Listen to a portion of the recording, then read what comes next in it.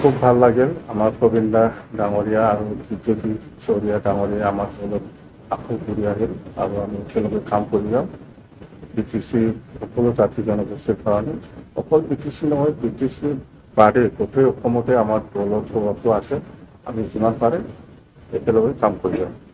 এতিয়া আমাৰ যিটো BPF দলৰ যিটো 6th ট্ৰাইনিয়েল যিটো কনফাৰেন্স আমাৰ এই জানুৱাৰী মাহত 20-21 আছিলে, কিন্তু হঠাৎ ৰাজবংশী আখৰাছুৰ যিটো 21 তাৰিখত বন্ধ, সেইটো বন্ধটো খুব বেয়াকৈ আমাৰ কনফাৰেন্সত প্ৰভাৱ পেলাব বুলি সেইকাৰণে আমি আগুৱাই নিলে 19 আৰু 20 তাৰিখতহে হ'ব।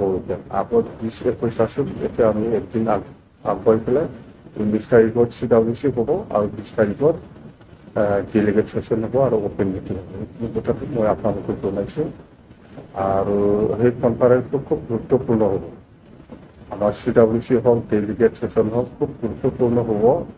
মানে আগন্তুক BTC নিৰ্বাচনত কি কি ইছ্যু লৈ পেলাই আমি ৰাইজৰ মাজত যাব বা BTC চৰকাৰ অহাৰ পিছত BPF দল হিচাপে সকলো জাতি জনগোষ্ঠীৰ কাৰণে কি কি কাম কৰিব, সকলো জাতি জনগোষ্ঠীৰ জাতীয়ভাৱে যিবিলাক ইছ্যু আছে বা সমস্যা আছে, এইবিলাক সমস্যাটো কেনেকৈ আমি সমাধান কৰি দিব পাৰি, তাৰ কাৰণে ইয়াৰ ওপৰতো মানে খুব চিৰিয়াছলি আলোচনা হ'ব আমাৰ এই CWC আৰু ডেলিগেট ছেশ্যনত। আৰু আমি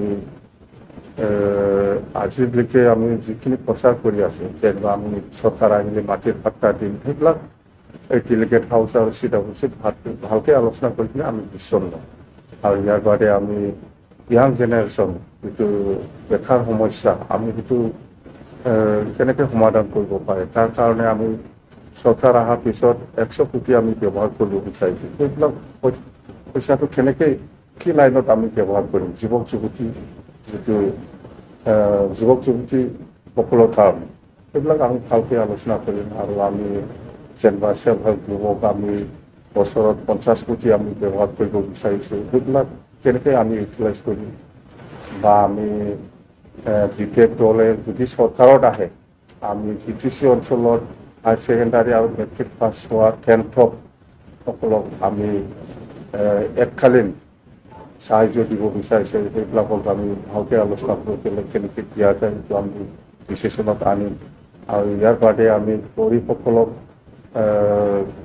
গৰীবসকলৰ কাৰণে বছৰত 50 কোটি আমি ব্যৱহাৰ কৰিম, কেনেকৈ আমি ব্যৱহাৰ কৰিম, কি ষ্টাইলত, এইবিলাক আমি প্ৰত্যেক কিবাটো আমি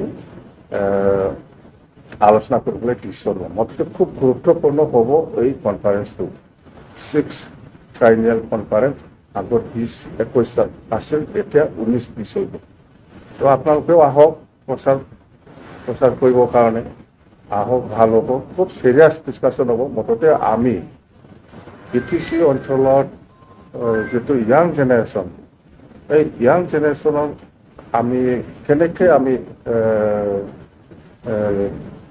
সেল্ফ এমপ্লয়মেণ্টৰ কাৰণে কেনেকৈ আমি কাম কৰিব পাৰিম, তাৰ ওপৰত বেছি চিৰিয়াছ আলোচনা হ'ব।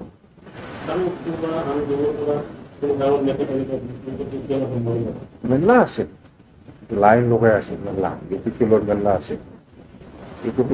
আছে, আৰু এইবাৰতো চেণ্ট্ৰেল হওক, প্ৰাইমাৰী হওক, ডিষ্ট্ৰিক্ট হওক, আবচুল লিটাৰ হওক, ইউপিপিএল লিটাৰ হওক, আহিবৰ কাৰণে লাইন লৈ আছে। আমি আজকেটো লৈ আছোঁ, আপোনালোকে চিন্তা কৰিব নালাগে, দেখিব।